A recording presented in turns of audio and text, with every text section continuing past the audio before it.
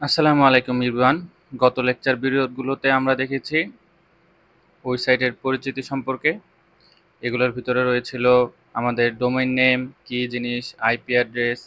এরপরে আমরা দেখেছিলাম আমাদের ওয়েবসাইটের কাঠামো। আমরা 4 ধরনের কাঠামো পড়েছিলাম। তবে আজ থেকে আমরা আমাদের এই চ্যাপ্টারের সবচেয়ে গুরুত্বপূর্ণ যে বিষয়টি HTML শুরু করতে যাচ্ছি।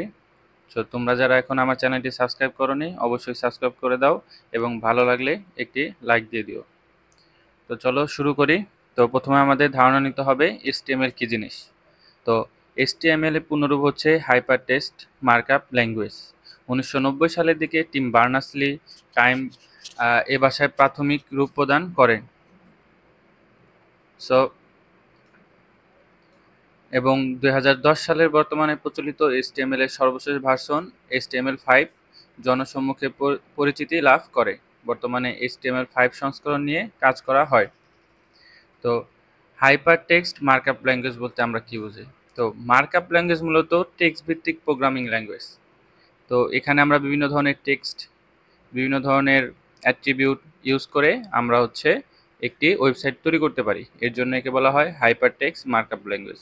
আমরা এই জায়গায় লিঙ্ক ইউজ করতে পারি, ছবি ইউজ করতে পারি, অডিও ভিডিও সহ বিভিন্ন বিষয় ইউজ করতে পারি। তো এর জন্য এটিকে বলা হয় হাইপার টেক্সট মার্কআপ ল্যাঙ্গুয়েজ। এবং HTML এর এক্সটেনশন হচ্ছে .html। আমরা যখন কোনো HTML ফাইল তৈরি করি এর নামের শেষে আমাদের .html ইউজ করতে হয়। সো এই সাইটে আমরা দেখব HTML এর সুবিধা। তো এইটা আমাদের পরীক্ষার জন্য বেশি একটা গুরুত্বপূর্ণ নয়, তারপরেও কিছু কিছু টপিক আমরা এই জায়গা থেকে দেখে নিতে পারি। যেমন ওয়েব ফর্ম ডিজাইন করা যায়, ওয়েব পেজে সহজে অডিও ভিডিও এবং অ্যানিমেশন যুক্ত করা যায়। এটি CSS এবং জাভাস্ক্রিপ্ট এবং কিছু অ্যাপলেটের সাথে মিথস্ক্রিয় একটি ওপেন টেকনোলজি। HTML এ তৈরি করা ওয়েব পেজকে লোড করতে কম সময় লাগে। Search engine optimise friendly site তৈরি করা যায়। তো এগুলো তোমরা দেখে নেবে, পরীক্ষার জন্য আসতেও পারে। এরপরের স্লাইডে আমরা দেখতে পাচ্ছি HTML tag. So HTML tag জিনিসটা কি?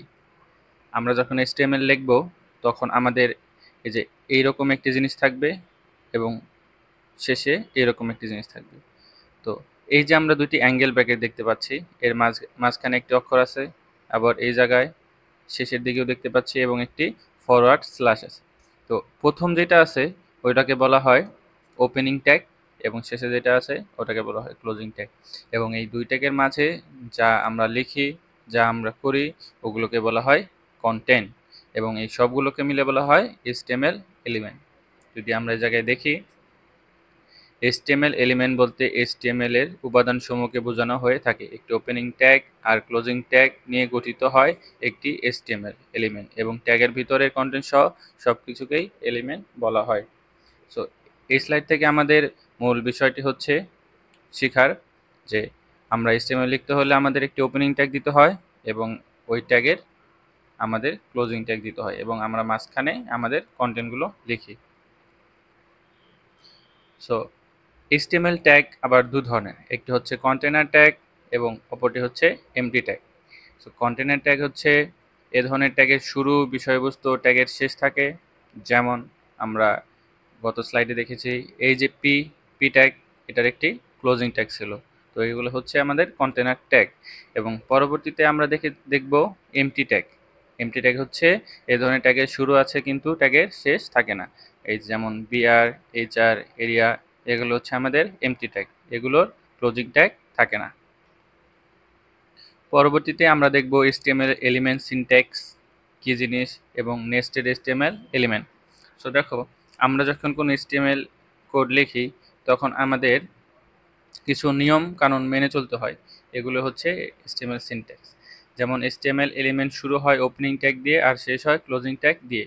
এখন তুমি যদি একটি যা যে কন্টেনার ট্যাগ আছে ওইটা যদি তুমি ক্লোজিং ট্যাগ না দাও তাহলে কিন্তু ইরর খাবা। সো আমাদের এগুলো মাস্ট মেনটেন করতে হবে।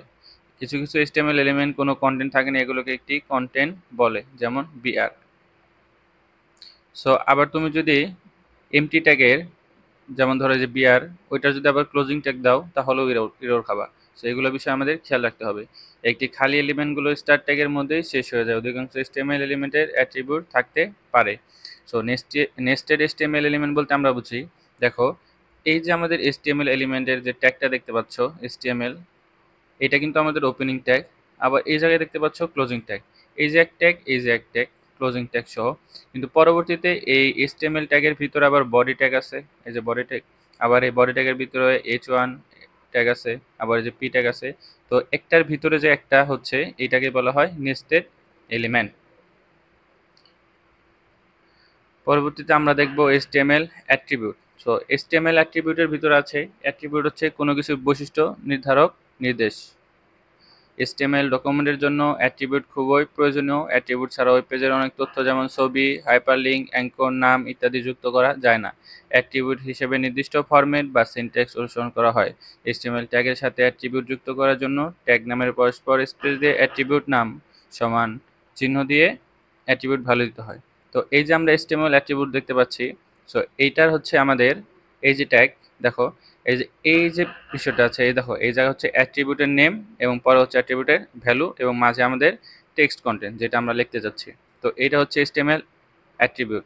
সো এই জায়গায় একটা উদাহরণ দেখো, এই যে আমরা হচ্ছে ইমেজ ট্যাগ ইউজ করছি, ইমেজ ট্যাগের আবার হচ্ছে আমাদের ক্লোজিং ট্যাগ নেই, এবং এই জায়গায় দেখো SRC সোর্স কোড, এটা হচ্ছে আমাদের অ্যাট্রিবিউট, এবং এই যে এটা হচ্ছে আমাদের ভ্যালু, এবং এইটা কি জিনিস এটা আমাদের পরবর্তীতে জানলে চলবে, আসবে।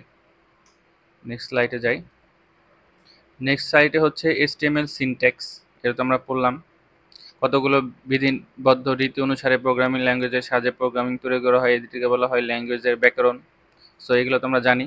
তো HTML ইমেজ এলিমেন্ট দেখো এই জায়গায় দেওয়া আছে, যেটা আমরা আগে দেখলাম যে ইমেজ একটা ট্যাগ, এই ট্যাগের হচ্ছে আমাদের ক্লোজিং ট্যাগ নেই, এবং এটা হচ্ছে আমাদের সোর্স, এটা হচ্ছে আমাদের যে ভ্যালুটা অ্যাট্রিবিউট ভ্যালু, এবং এটা হচ্ছে অল্টারনেটিভ টেক্সট, এটা বিষয়টা আমরা পরে পড়ব।